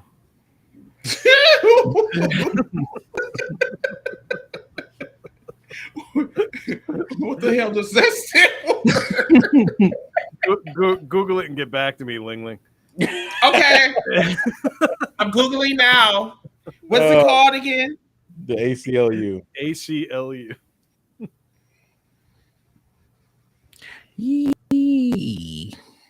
So, wow. Big Chris, what you think? About what? Oh, wait, I forgot you're both Chris. I call him Big Chris. Oh, that's two. Never mind. Yeah. I'm sorry. So that's twin Chris. Okay, that's twin. Okay, we'll just call each other twins. Even though, anyway, twin, go ahead. Not Chris.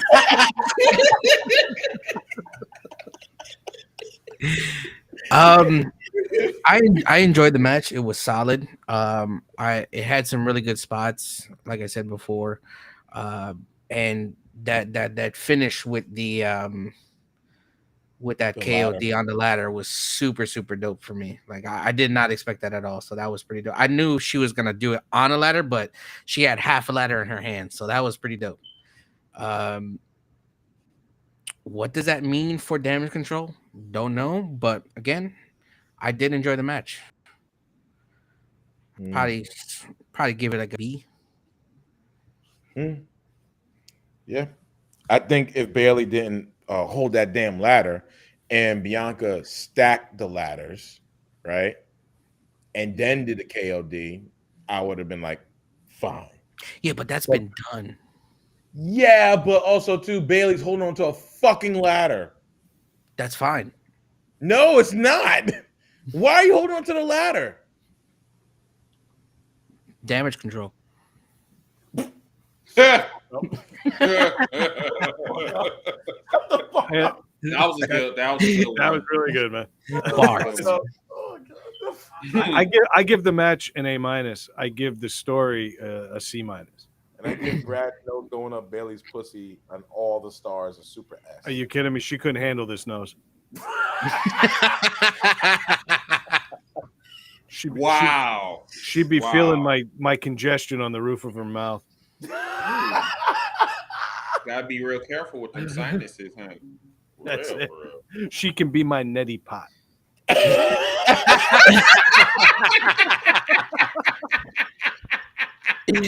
Yo. I just gave you a Wow. soundbite. Put Yes, that on you just YouTube, gave me. motherfucker. You just gave me an image. That's hilarious. Oh shit! It's funny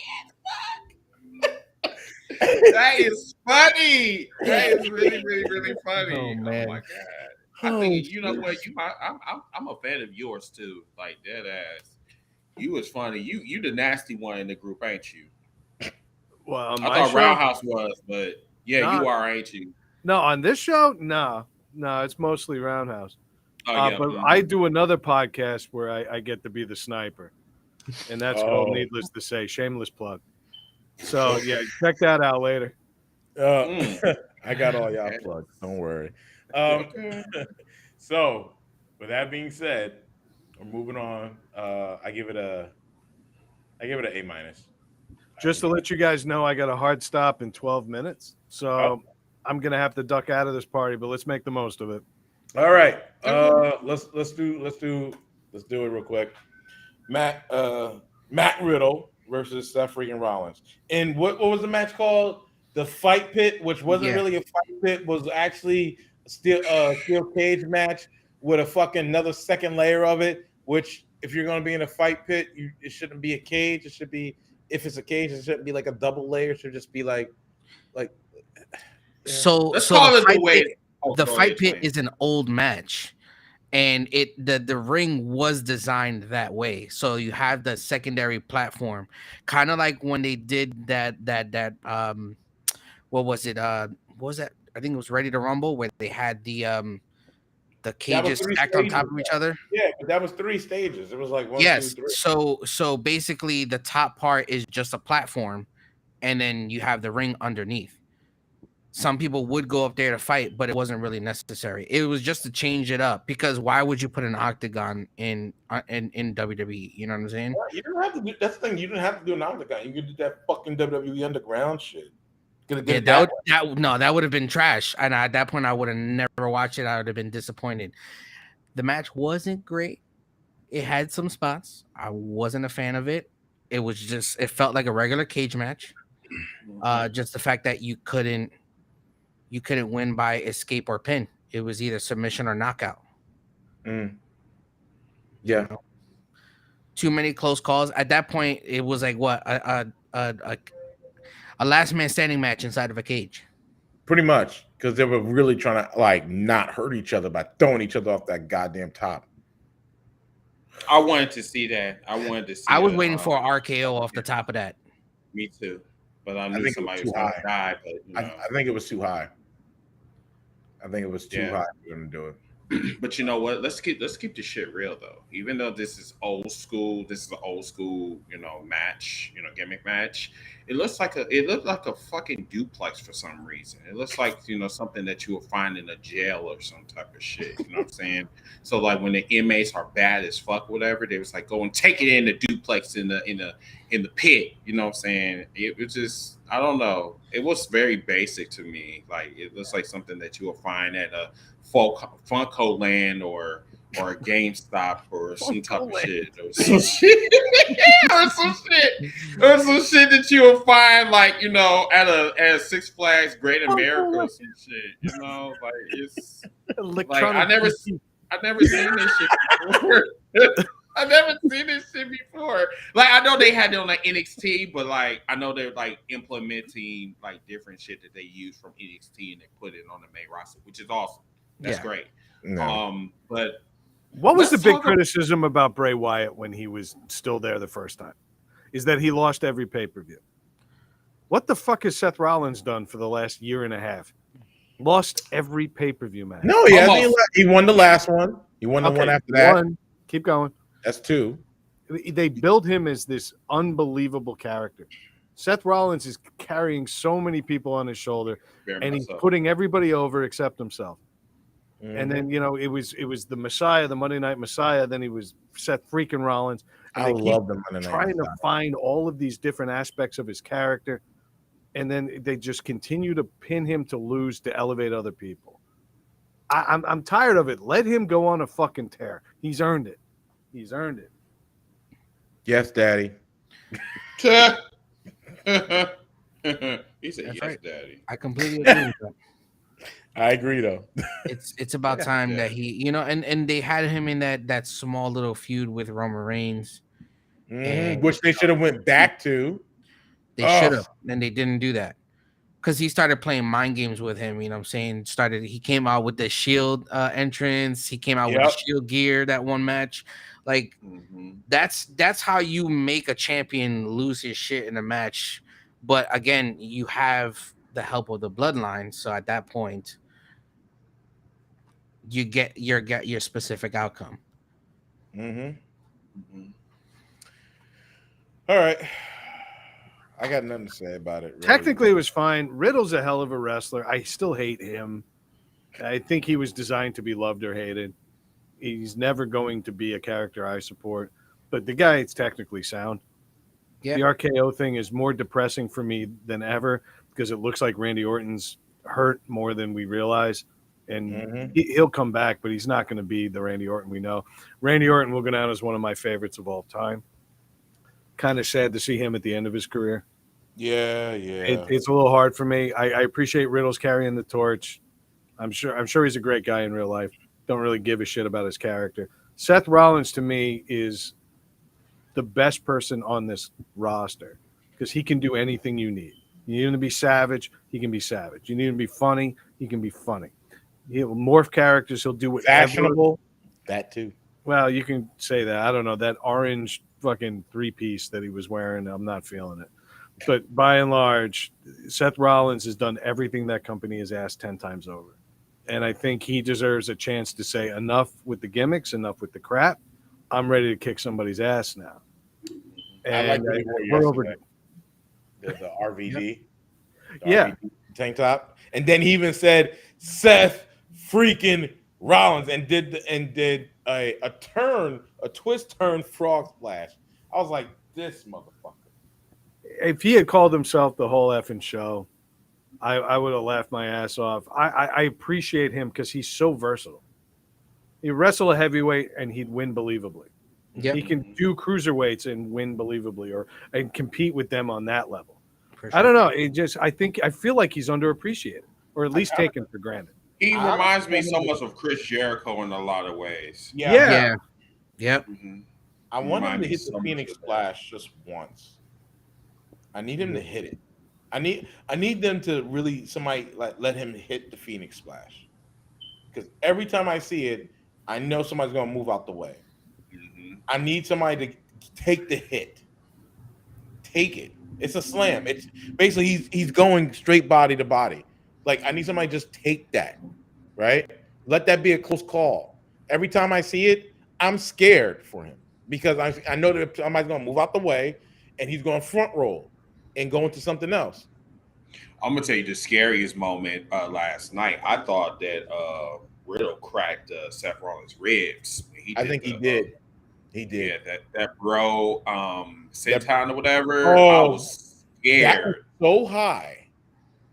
Because when Yeah, you heard yeah, because I it thought was he louder cracked than that, the but it rib. was like, and Seth was like, oh, he was like, He was hurting for a minute. He was definitely hurting for a minute. and But this is, if and we're going to segue into the next one. I mean, we talked about it last night, but that splash, yeah. mhm. But I know Brad's on time. I'm not anyone's daddy. I you know what? I haven't been yelled at in a few minutes, so I'm going to keep pushing this until somebody comes here and dragging me out. By the way, don't get married. You silly, bro. Oh, No, like I do got. There's another thing that I need to point out because we haven't mentioned him. I know he's not a factor. He cries a lot, whatever, and he is low on stamina, obviously. Because after seeing his beer belly last night, I'm sitting up here like, damn, you Cormier, like, So you've been living your best life, I see. Oh yeah. Coming out there looking like Carl Winslow and shit. You know what I'm saying? fuck. You did not just do that. I sure It's did. fucking incredible. And Daniel Cormier is a beast. I know he's a Called beast, him but he was Carl a beast last fucking night. Winslow. Coming up there looking like Waka from Street Fighter or whatever. Like I'm like, bro, the fuck? Like, my nigga. Like, I'm sitting up here, like, I was literally like, because I asked my friend, I was like, do he got a gut? Like, I mean, he was one of my, like, I had a big crush on him until he cried and shit. I'm just like, dude, you are such a pussy, dude. Like, dead ass. You can't talk about John Jones. Like, John Jones made you cry. Like, not once, but twice. Then you coming out there talking, you better not touch me. That's my last time telling you, don't touch me. I got the shirt on. And yeah, you also cried too. You got beat up by another man. You was crying on national television. I'm like, nigga, you know, whatever. That's all Yeah, I those wanted spots to were point awkward out. as hell. Those spots were so awkward. I was like, what is he Yes, it doing? was. And Good word, can you huh? come down? He was like, can you come down here, please? I'm lonely down here. Can you come down, please? You know, you can't win the match if you're not down here on the mat. I'm like, dude, why are you here, dude? Like, I'm depressed again. Not gonna even lie. I'm just depressed again. All right. Finn Balor, Bradler. I mean, I already gave my thoughts for it. All right. All right. It was all right. Definitely wasn't something that I expected. Seth is always gonna be dope in the ring. Mhm. Some of those moves were questionable, like that jump off the top of the Oh yeah. off the top of the cage. That looked like it hurt both of them. Yes, And, it did. you know, we're definitely gonna have to see what happens there because Riddle was like, I think he might have fractured his coccyx or something. Like I think it was his tailbone. I think it was his tailbone. coccyx, yes. Anyway. So You said cock, right? I'm sorry. I thought you said cock. I'm thinking about Daniel Cormier. oh Lord. Yeah, I mean, it was cool. It was all right. I enjoyed it for what it was, but you know, No, Brad, you cannot change your name to Daniel Cormier's cock. No, you cannot. Please don't. But I can do Daniel Cormier's coccyx in a heartbeat. And I would be totally justified in doing so. Very much so. I seen it in his face. It's like, I'm gonna change my name. That's if he can't even see his shit. You know, after that, this. Do you know what I'm bringing to the next episode? A white flag, just so I can wave it constantly. 'Cause I can't keep up with this. You guys are out of control. All right. Brad, one last thing to say about this. No, honestly, I think I put it all out there. I am a Seth Rollins fan, and I think he deserves a chance to be tough again and not just good enough. I agree. All right. I mean, all right. Moving on. Now, moving on. We did have a nice surprise, which we had clues to, hints, fabrications, and somebody did say fucking Baron Corbin, the mid-card vortex Baron Corbin on the fucking... Y'all need to really come in the cookout because there was some things that was said in the cookout where people was like, Baron Corbin, like where he came from with this. And they're talking about, but you know, he was going through bad luck and good luck and all this other shit or whatever. And you know, when you see the white rabbit, that means good luck or whatever. I'm like, oh, okay. It was I didn't understand that. I ain't gonna even lie to you guys. Like white rabbit symbolizes new beginnings. That's what Easter's for. Yeah. True. But there was only one person who actually had a rabbit. It wasn't white, it was gray. But anyway, the whole rabbit thing was the return, which was a great return of Bray Wyatt. So, also, I do think that Seth was really hurt. Because I think Bray was supposed to do something to Seth, but I think Seth was completely hurt because they kind of cut the camera away because we never saw Seth leave the ring. and Matt Riddle was and Dan Cormier were leaving, and then the ending, Bray's return video just started as they were like literally backing out of it. So, did anybody see it? I'm just asking, did anybody see it yet? I watched the video. I thought that was intentional. I thought that was him saying, you know what, I'm going to show up at any time, and Okay. I'm about to take over. Okay. And I love that. But I referenced it earlier. Bray Wyatt needs to start winning big matches. He cannot start these feuds, do all this sinister mind game shit, and then lose every pay-per-view. That was his initial run, and it needs to stop.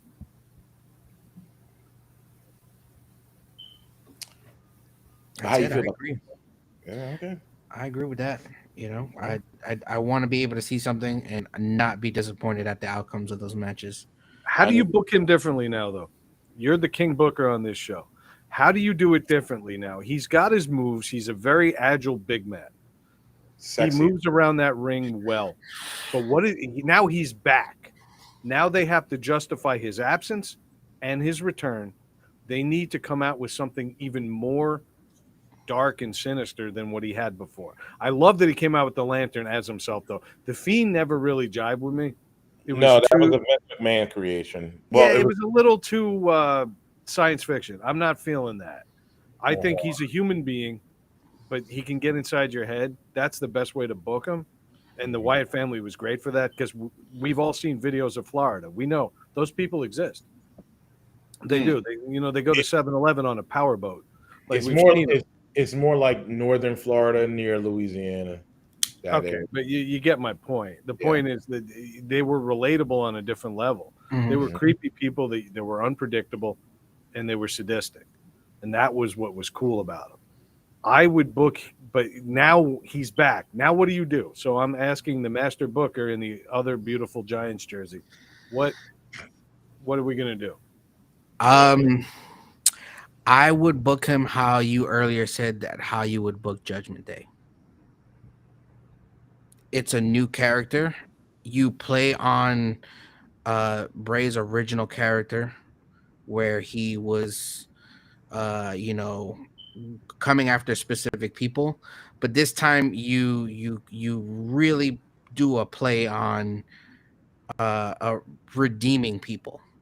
And that's how he's going to start recruiting people for the Wyatt Six. He's going to be redeeming these people and then having those followers come back. All right, but don't make it a religious thing. No, it's not religious. It's just him being more forthright and judging people at what they're doing. So again, like how you would build the Judgment Day, how they were that they would be judged. Like people would be judged with their matches, things like that, and then he just brings them over. And it's gonna be very similar to his first run, but more of a modern take to it. Like he's more mentoring, but he still has that sick and sadistic side to him, because each character is going to play a part in that. Do you take the risk and put him as the new leader of Judgment Day? Or is it too late? I would just dismantle Judgment Day already and then put all of them in his new group. Okay, so he's going to take Judgment Day and say, you never happened. Or you're done because you didn't do it. You didn't get it done. I will get it done. You can join me, but I'm your new leader. Yeah. That might bury Finn Balor, but ultimately, this has legs. It can bury Finn Balor in a certain way if he does it this way, like he talks about Finn Balor's inner demon, brings back maybe being the leash on the demon. Bray doesn't have to be the Fiend anymore. He has a demon now. The demon could be the Fiend of the group. Yeah, because he's recruiting those specific people, which would be Finn Balor's demon. And who holds the leash? Bray Wyatt.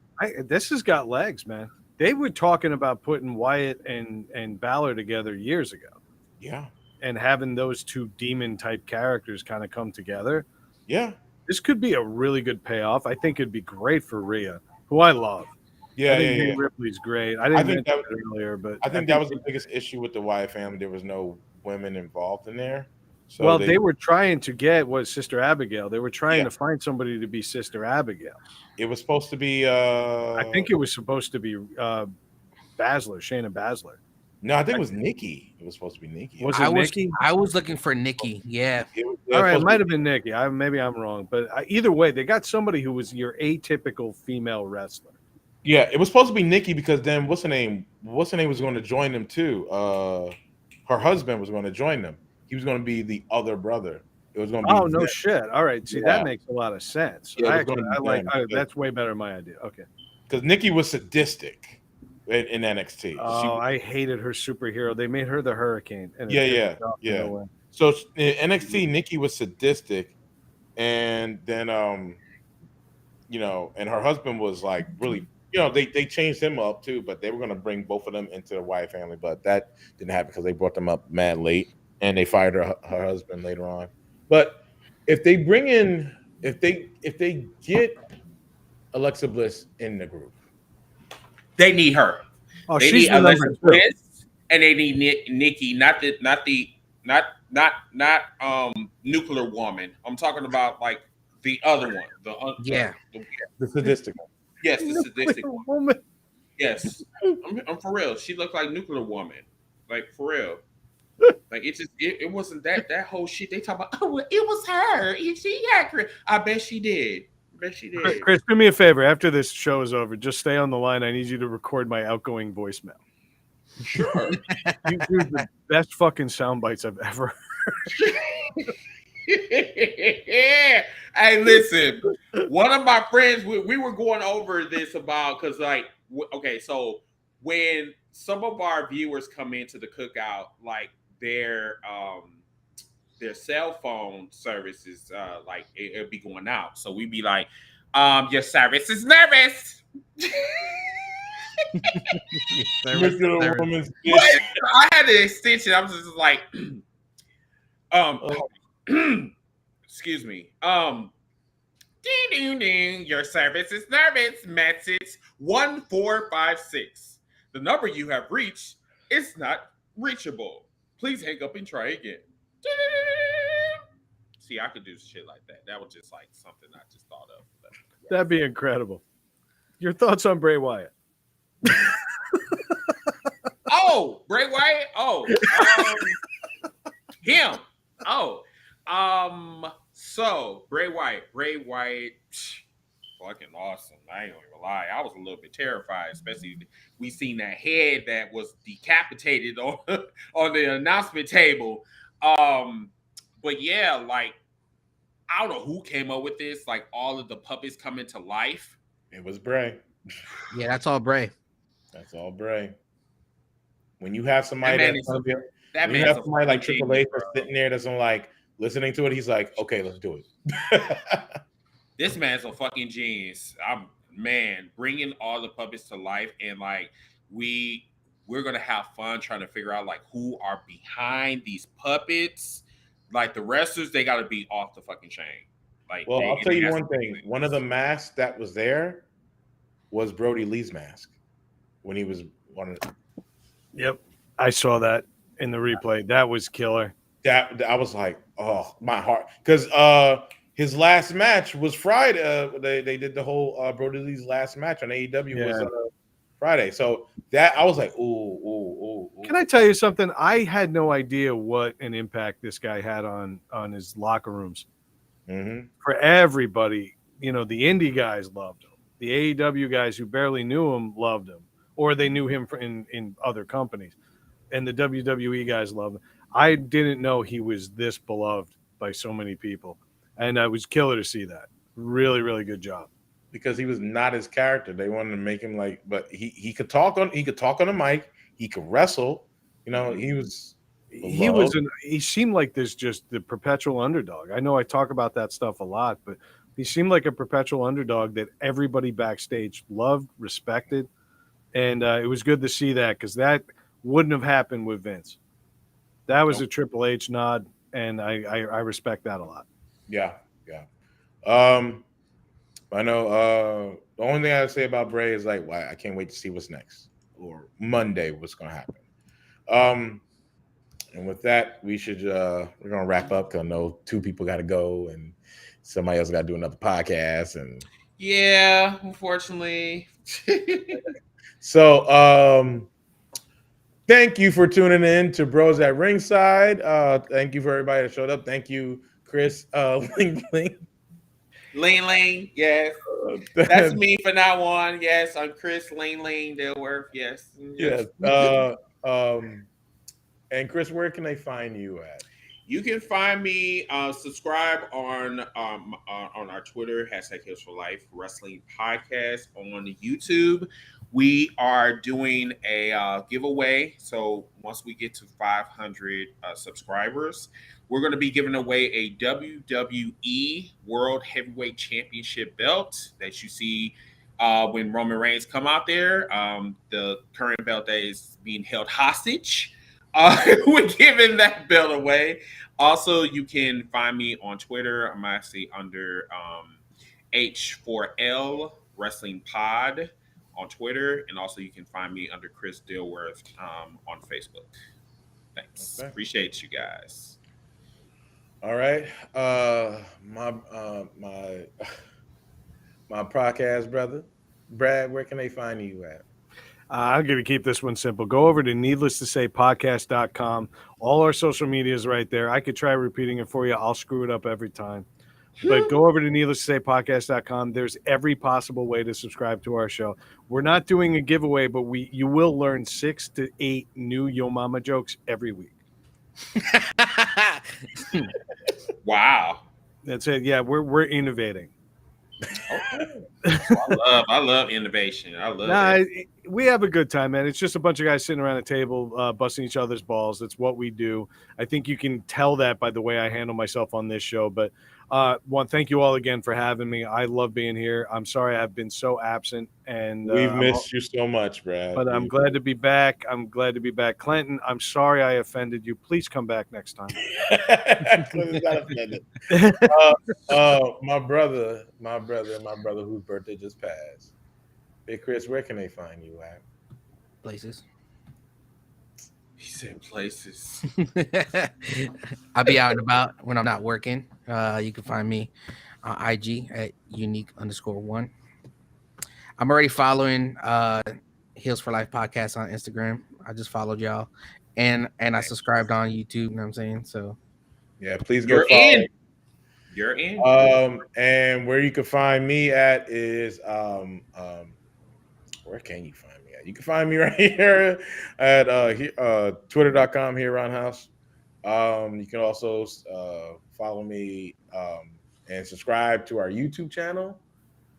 As soon as I get this shit going, I'm all over the fucking place right now. I really am. One more thing before we go. So before we end the podcast, there is rumors that Bo Dallas might be returned to the WWE if you guys have not talked about this. Well, it makes sense. Exactly. But he has to be with his brother. I was getting ready to say. Too. I will not accept old school Bo Dallas. I will only accept Bo Dallas if he's with his brother. Yep. Bo Dallas, when he was in NXT, was a badass. Yes, he was. Bo Dallas was a sniveling idiot up in the majors. And he was the longest reigning NXT champion. That's what I mean. Bring him back and make him make him like Loki. Yes. The Bray Wyatt's Thor. Ooh, make him Loki. I like that. Also, too, if you follow us on our Instagram, which is Official True Story Bro. And also follow us on our Twitter, which is Twitter, Official TPSB. And don't forget to follow us on our Twitch, which is twitch.tv/Official True Story Bro. And also, too, don't forget to check out Red Crimson, Echo Ninja, and Big Chris here on Saturday Night Nightmares. Right? And don't forget to buy some merch from us. So we'll soon have some wrestling shirts soon. Definitely with some stuff Brad says. Me. Yeah. I'm the least quotable guy this Please, week. please. All, Yes, it's you are. all about Ling Ling. No,